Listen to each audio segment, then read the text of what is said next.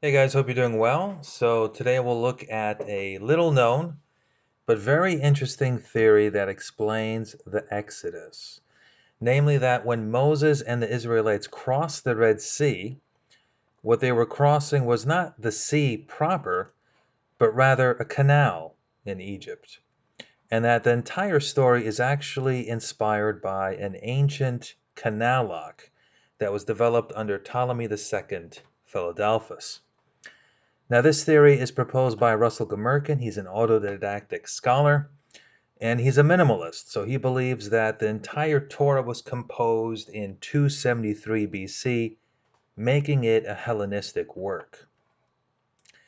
He doesn't believe that Moses or the account of the Exodus was historical. Rather, he believes that it was invented in its entirety in the 3rd century BC, specifically when there was a request to make a translation of the Hebrew Bible into Greek, producing the Septuagint. So, what Gmirkin is arguing is that the Septuagint is not a translation, but actually the first production, the first written production of the Bible, specifically the Torah. So, let's take a look. Exodus 14, 1 through 2. Interestingly enough, the Bible is very specific on where the miracle of the crossing took place.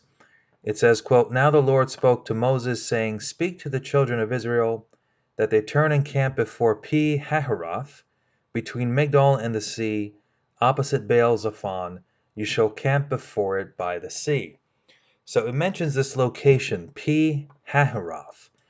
Now, there's two explanations for where this location is. The first is if we're looking at it from an etymological point of view, pi-hahiroth can literally be translated from Aramaic into the opening of the canal, because pi means opening, ha is an article, and hiroth is derived from a word that literally means to cut into or dig, so it's often translated as canal. So whatever this location is, it is the opening of a canal, and it is there where the miraculous crossing took place. Now, most scholars, because of that translation, identify pi-hahiroth as Arsinoe, a harbor city named after the wife and sister of Ptolemy II, um, and therefore why he's called Philadelphus or sibling lover. And it is also mentioned in another archaeological find called the Python Stele, dated to 264 BC, where a pi-hahiroth is mentioned and is considered to be the Egyptian transliteration of the Aramaic pi-hahiroth. So Arsinoe is identified as the city, and it is therefore connected to where this miraculous event had taken place. Now, typically, Arsinoe is believed to have been somewhere around the Suez, the Gulf of Suez. So it's usually somewhere right around there. Though keep in mind, we actually don't know where Arsinoe was because it has never been discovered. So this is where it's assumed, because classically it's identified near the opening of a canal and by the Red Sea. But Gmirkin's interesting insight is that in this time period, in the time period of the Ptolemies and around, there was a canal system that stretched from the Nile into the Red Sea. And so the Red Sea didn't really stop at the Gulf of the Suez, as we moderns tend to think, but in fact stretched northwards. And in fact, the so-called Sea of Reeds, which is Lake Temsa, can actually be considered an extension of the Red Sea, because this canal system created one body of water, essentially. Okay? So it's essentially one body of water that stretches here. And this makes sense because classical texts would often say that Pithom, which is also mentioned in the Bible, was a city near the Red Sea and Arabia. Okay, well, obviously, if Pithom is up here and our modern understanding of the Red Sea is down there, well, we have a problem. But if Gmirkin's hypothesis is correct in that the Red Sea is essentially understood to be this entire body of water connected by these canal systems, then Pithom here would be in the correct spot, where it's currently believed to be as Tel El Maskuta, I believe is how it's said. So, therefore, we don't have to assume that Arsinoe is going to be somewhere by the Gulf of the Suez, but rather it can actually be higher up in the map. And Gmirkin's thesis is that it must have been located to the top western portion of what we today call the Bitter Lakes. Okay, the top western portion. So that's where he would identify it. And therefore, the Exodus had to take place between Lake Tamsa and the Bitter Lakes over the Red Sea slash Sea of Reeds, again, same body of water, um, over the canal that contained this body of water. Now, in addition, Exodus 14, 1 through 2 mentions Migdol and Baal Zephon. Now, Migdol literally means fortress. And Gmirkin was able to identify a geographic text that was dated to the Ptolemaic era and is housed in the Cairo Museum that mentioned four Migdols, or four fortresses that spanned across the Egyptian border, serving as a protection from invasions from the Arabian Peninsula, and that the third of the fourth was called Migdol Baal Zephon. So literally, these phrase was contained together, Migdol Baal Zephon. And so it, again, strengthens Gmirkin's argument that what we're dealing with is a Hellenistic text, because this was a text dated to the Ptolemaic era. And so, most probably, this was either a city or some kind of fortress that contained a temple to Baal Zephon, who was a god that was known to be worshipped by sailors.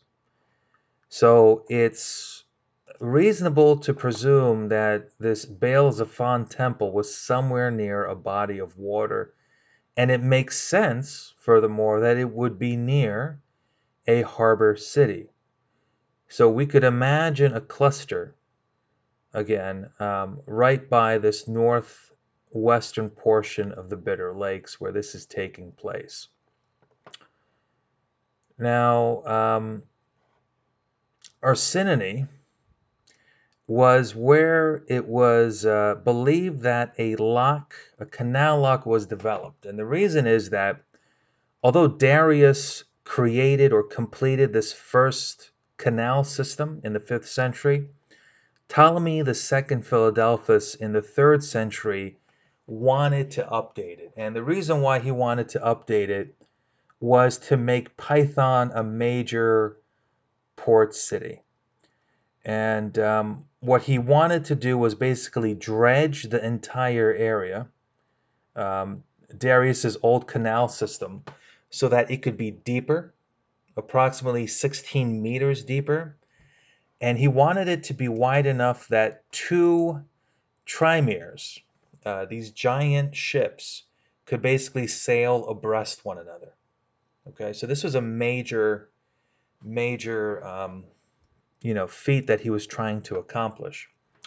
But the problem that occurred was that they realized that if they were to do one single canal system from the Nile to the Red Sea, that there was a risk that the salt water of the Red Sea would overflow into the fresh water and would basically destroy the drinking and irrigation water of the Goshen, which is the Wadi Tumalat.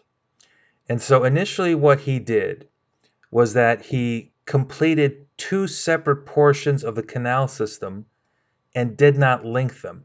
So you essentially had two separate canal systems, one that ran from the Nile into the Python, and then one that ran from Python until the Red Sea. So these two separate canal systems were completed, uh, I believe it was 280 BC. 280 BC, and they were left separate until they could discover a technical solution, which they did approximately 5 to 6 years later in 274 BC.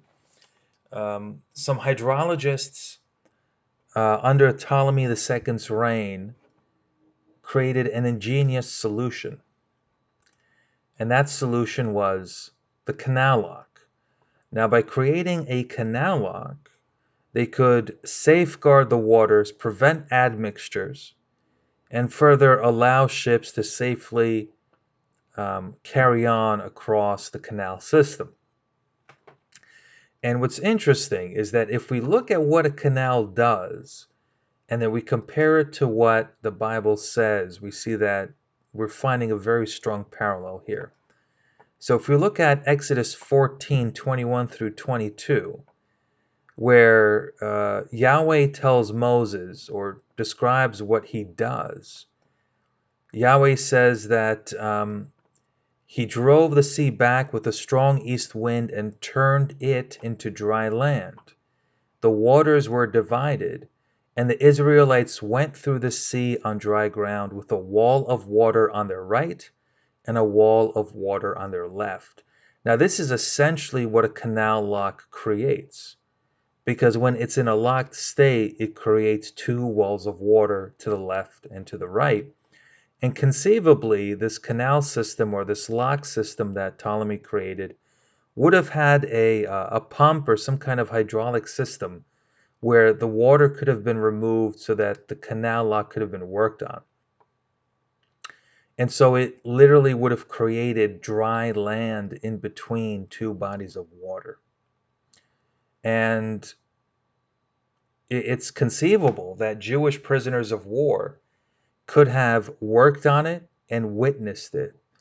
And this was considered a major marvel of the ancient world. This was high technology of the time period. And many historians, such as Diodorus, spoke of just what a technical advancement this was and how significant it was in its time period. So it essentially was human ingenuity that controlled nature so that humans could essentially work past nature.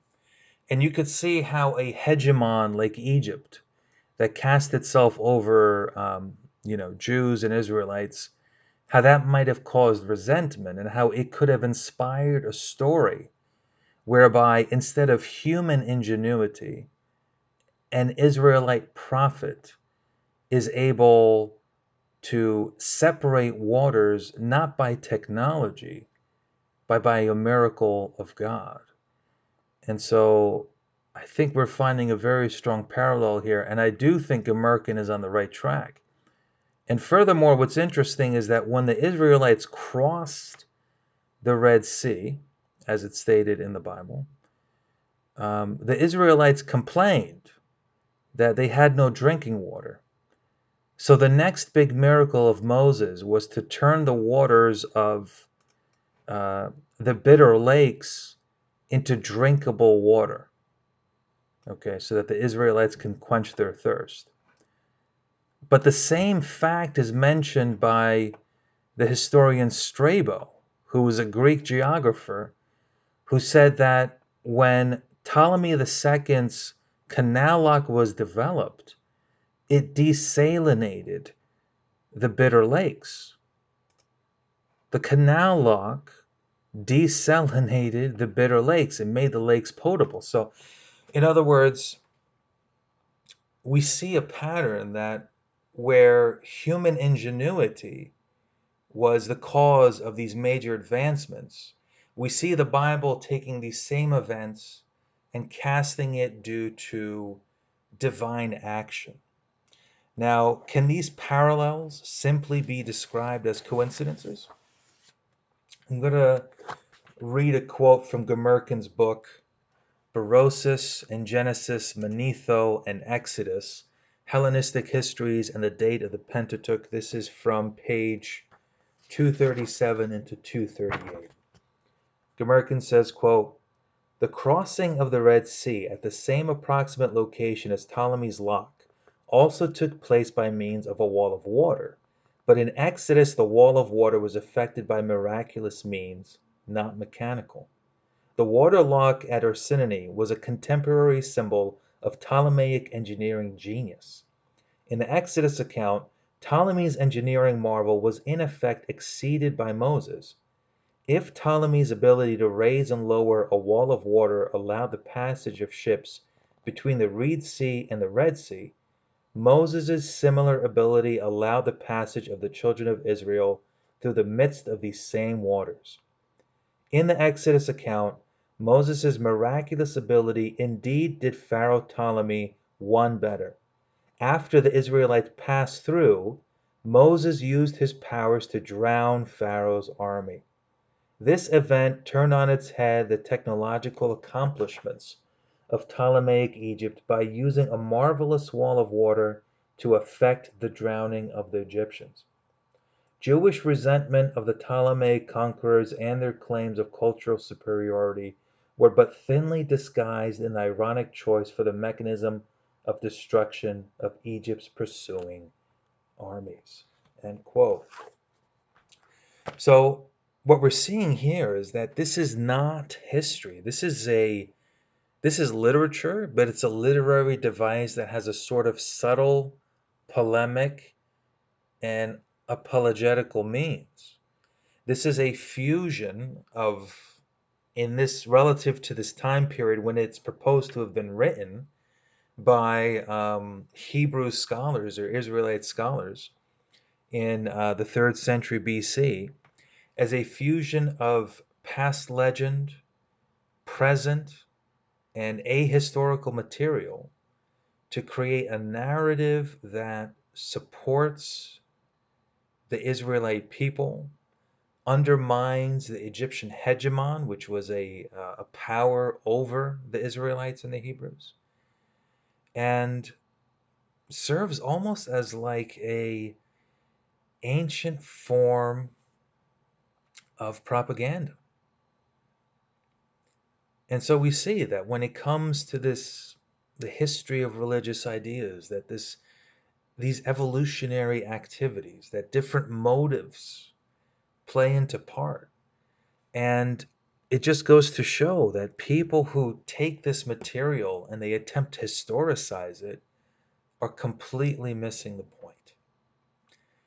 So I hope you found this interesting. I think the implications of this, that the Torah was a Hellenistic work made in the 3rd century BC, is very destabilizing to any fundamentalist paradigm in the Abrahamic religions.